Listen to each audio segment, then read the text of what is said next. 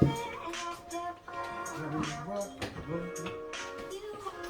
to rock and roll. Alrighty. Let's get this thing going. Do you need anything? I don't think so. I think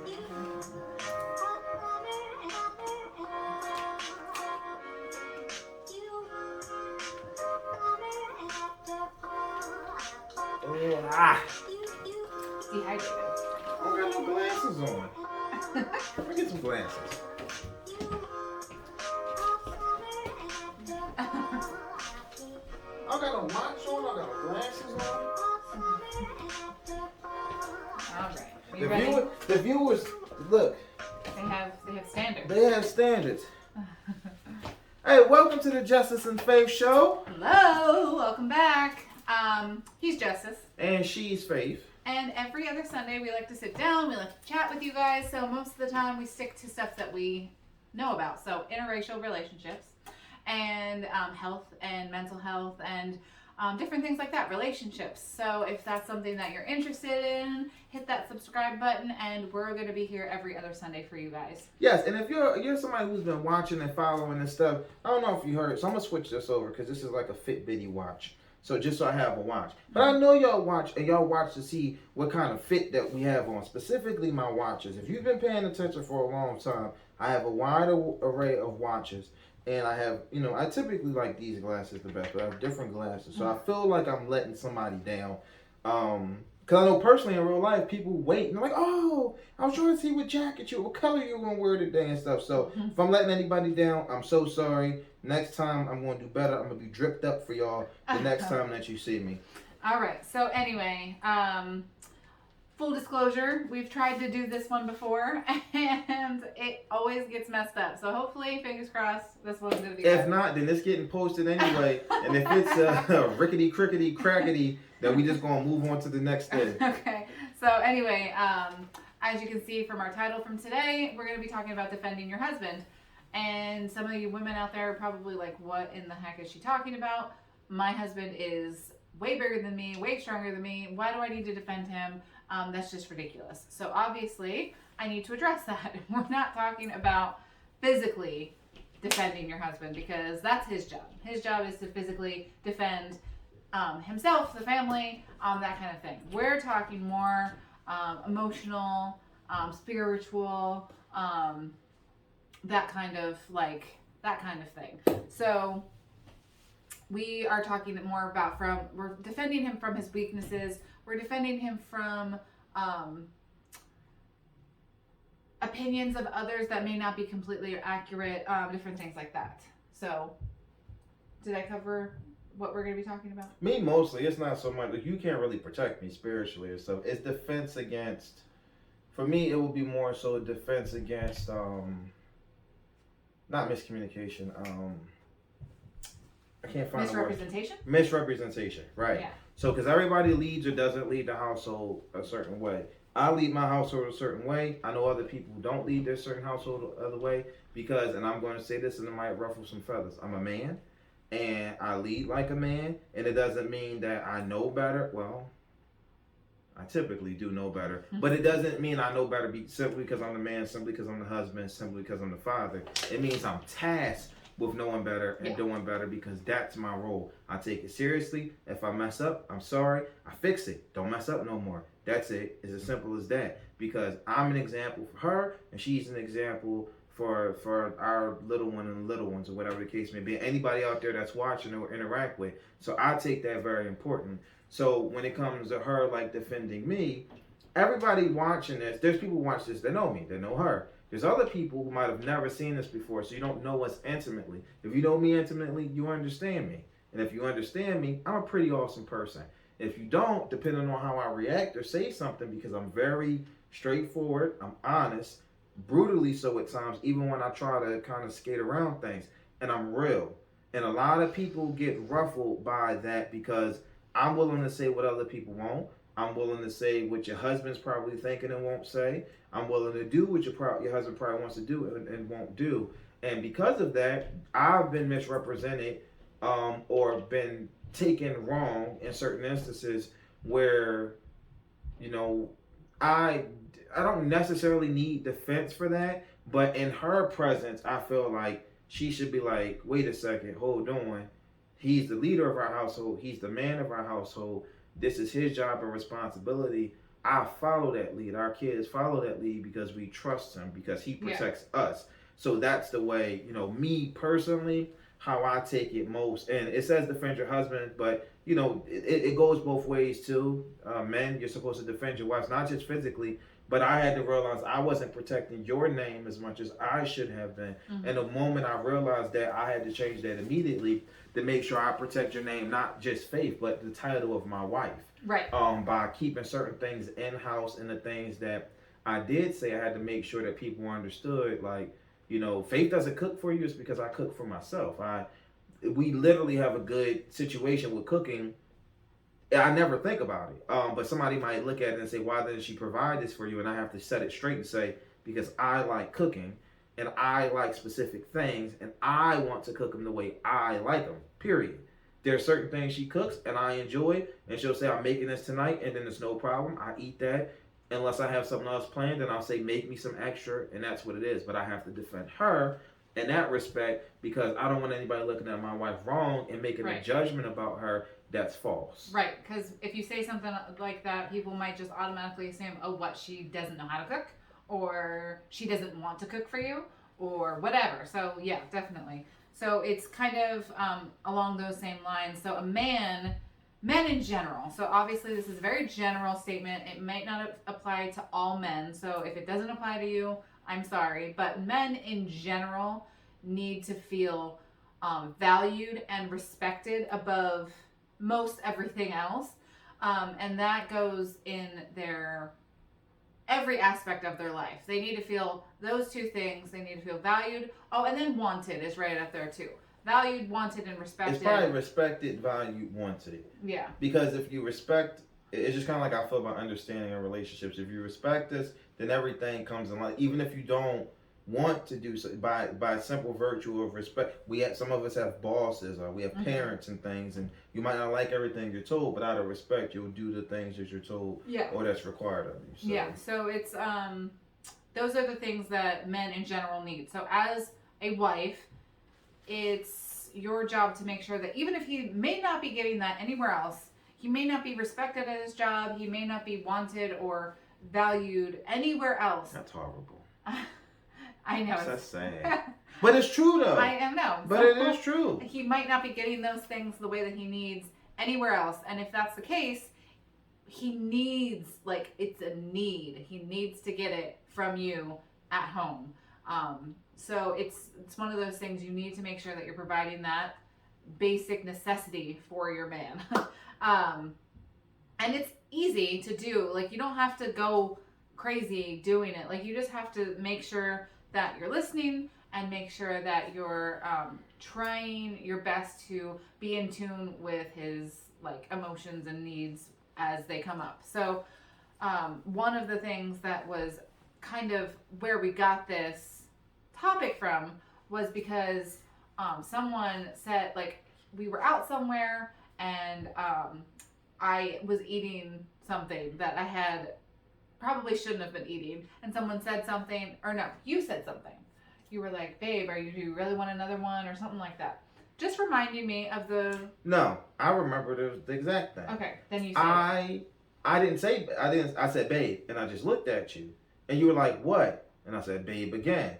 Trying not to kind of out you in front of everybody, like, I thought we had an understanding, like, okay, this is enough, like, and so I ended up having to expressively say, like, we're not eating, all this sugar or whatever the case may be.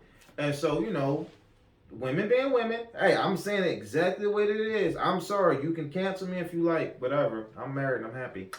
But it kind of comes to, like, I'm trying to control you or trying to control something. Mind you, I said we. So it's applying, the applications for me just as much as it is for you, and it's something that we had decided before we went anywhere. But the fact of the matter is, I had already been on this path, and you were just getting on it. So to you, you're just like, But for me, I'm like, yo, this is about consistency. We Yeah. already knew we're out. We're going to do some, we're going to eat some things. But I'm like, there's a limit. If Yeah. we're going to drink soda, and we typically don't drink soda. If you drink a soda, okay. If you drink 2 sodas, all right, that's enough. If you go 3, 4 sodas, it's like, babe, come on. Yeah. And we were kind of we're at about the third, whatever it was, type situation. And it was like, babe, not trying to say put the donut down or the soda down or the whatever. Mhm. It's essentially like, this is what we're working on right now to get into better habits. And so, individuals not knowing things, they're like, well, she can eat what she wants and she can do what she wants and whatever. I'm her husband though. Yeah. And she's a grown person. So Right. it's like, she didn't even defend herself in that situation because she was doing what she wanted to do. She'd rather eat the thing or drink the thing, whatever it was, than not do it. I get that. But the fact of the matter is, not only did she not say, yeah, well, no, it also kind of left me out there on the ledge as though I'm this kind of controlling whatever type of a person, which is definitely just not the truth. It's like, this is what we decided. So, yeah. So, and in that moment, it was one of those things where I didn't realize that I needed to defend him, because to me, it was just one of those, like, I took it more as like a thing against me. Like, I don't know. It's hard to explain. You thought it was like you're too weak to stand up for yourself, or I forgot how you worded or verbalized it. But the fact of the matter is, people, you can't control, nor can I, what happens in other people's household, nor do I try. So in that situation, it wasn't just about protecting me, it's about protecting us. But that's why people have to be on the same page. Yeah. We weren't on the same page with how serious the situation was, because it's not life or death, but we weren't on the same page as though, like, hey, I'm holding you accountable. If you're like, babe, I want you to drink more water, right? And I'm like, all right, you're like, how much water do you have to drink? And I'm like, oh, I have 2 bottles and I'm supposed to drink 4. But now I'm drinking other stuff. You're like, well, if you're going to drink something, you might as well drink that water. I could see the situation being reversed and somebody saying, Faith, that's great that you care about him and you're taking care of him like that. But if I was to say that, it could be, would be vilified. Like, if she want to drink Coke, then she can drink Coke. And it's like, it's water. I'm telling her to drink more water. Yeah, and it's definitely one of those things that it takes some thoughtful, like, planning and just, like, focus on making sure that you notice those things and you address them as they come up, and make sure that you're talking about your man. So, like, in that instance, he was right there and I should have said something. But, like, if I'm talking about him to a friend or a coworker or something like that, everything I'm saying needs to be correct, needs to be glowing, needs to be, like, I read this thing and it was about, if someone who's never met your husband had to describe him to someone else. So, like, say a coworker of mine who's never met him was asked, what's Faith's husband like? What would she say? How would she describe your husband? And if I think even for a minute that they would describe him poorly, then that just means that I'm doing something wrong. I need to make sure that that person there would say that he's the best thing since sliced bread. He's the best thing that has ever happened to me, and all that good stuff. I need to have glowing statements when I'm talking about him. Anything that's less than good can be. But it has to be truth too. No fluff. Like, so if things aren't going right, but even that's important too. Even if it's not, you don't castigate your husband. Yeah. Because it's still your husband. Yeah. So if things aren't going right, then you kind of just stick to a generic script, like, like he has his ups and downs like everybody else. Or same with men, it's like she has her things like anybody else. We take things day by day and we're working on it. Mm-hmm. It doesn't mean, he's a fat, lazy slob and she's a stupid bitch and all these kinds of things. You can't do that because it makes you look terrible too. Yeah. And the fact of the matter is, you chose this person to marry. So if you feel this way about them, it says a lot about you too. So the most you can do, if you're not going to bolster them up, please don't kick them down. Just at least, keep it even and understand you're not perfect either. So you gotta make sure that you're defending your marriage or your relationships no matter what. Yeah. I'm going to use this example because now, since this is a month in the making.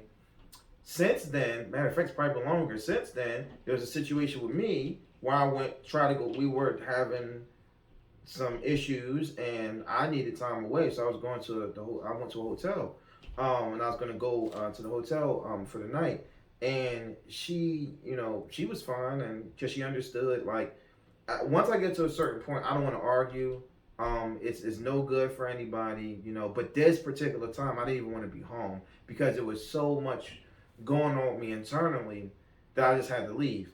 And I remember because you didn't want to take it out on me or Arabella. right, because I was really really dealing with some severe internal struggle. So I was like, it's best for me to just be with myself. And then I ended up, I came back and whatever. And I guess Faith kind of had the conversation, with people, and it's like they kind of were like, well, why did he leave? He was wrong for leaving.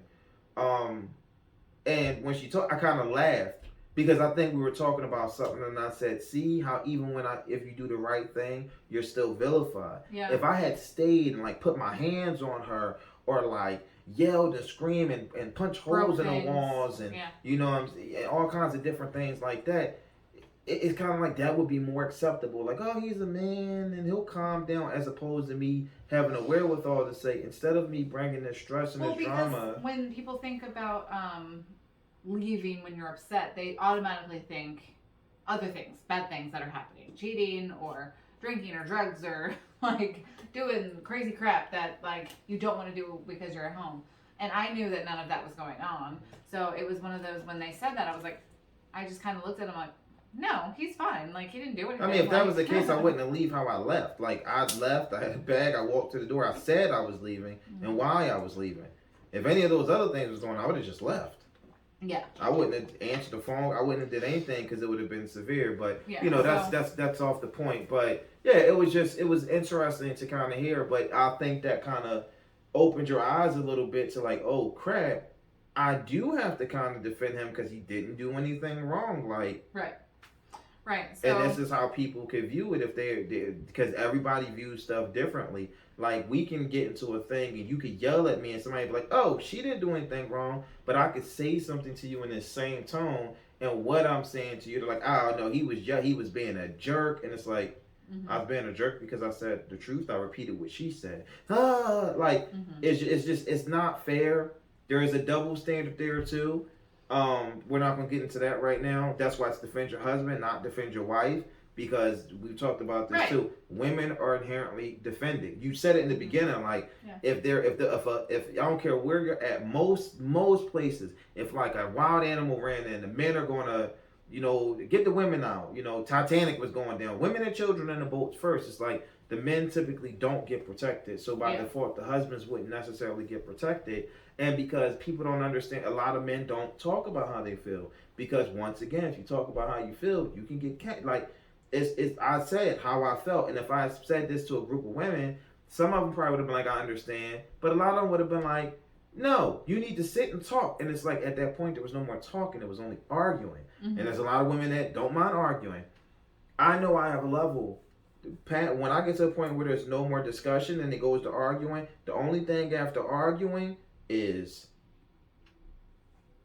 not good for anyone. Yeah. So that's just that. So we got to do better with making sure we're protecting men. Yeah. We're making sure we're protecting husbands. It's not saying that women aren't to be protected. That's not what we're saying. What we're saying is up front, women are more protected than men. Yeah. And we need protections too. We don't need you guys, taking up arms for us all the time, or but we need defense from the outside sources that can be interfering with our relationship, and from you sometimes, like your own self. And we need to make sure that when the husband comes home, it's a place that he wants to come home to.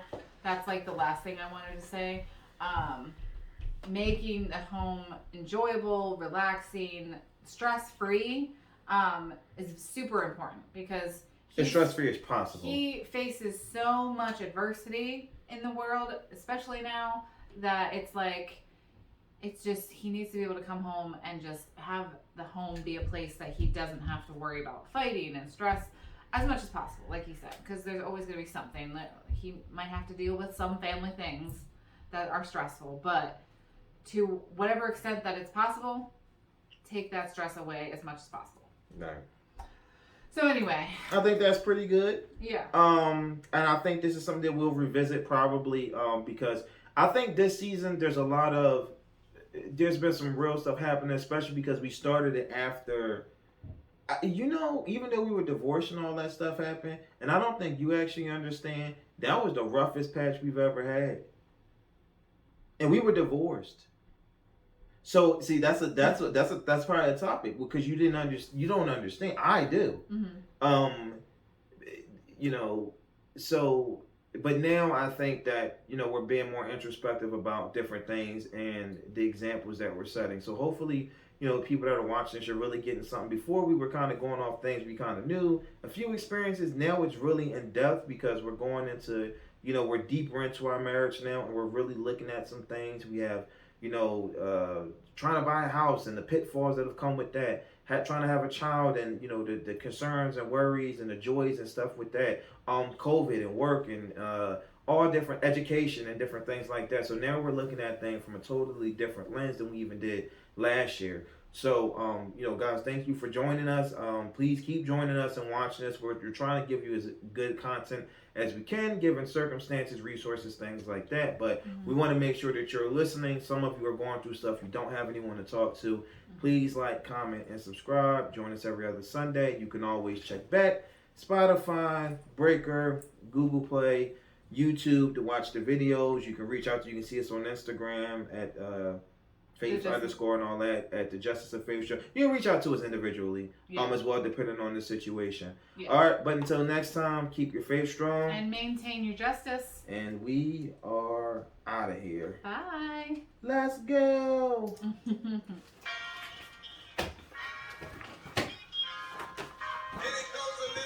I love this song.